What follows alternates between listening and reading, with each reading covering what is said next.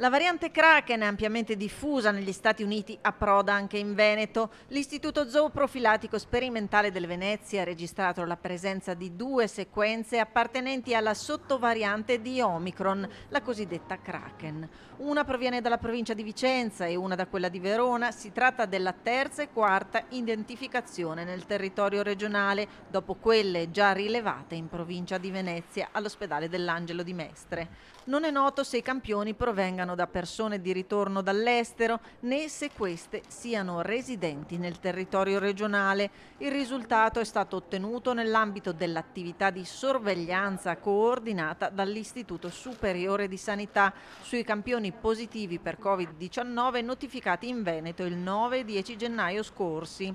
In una nota l'Istituto Zooprofilattico delle Venezie precisa che si tratta di una delle varianti che ad oggi sta destando preoccupazione per la sua capacità di diffondersi, ma fortunatamente non per la sua aggressività. Non si sa ancora se, come negli Stati Uniti, questa variante diventerà dominante in Europa e se potrà avere un impatto nel numero di casi.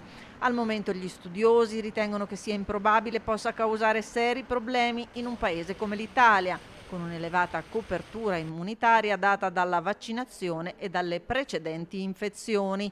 Per ora la sua frequenza in Europa è ancora bassa, si parla del 4% nelle ultime 2 settimane e in Italia il numero dei casi riportati risulta sporadico.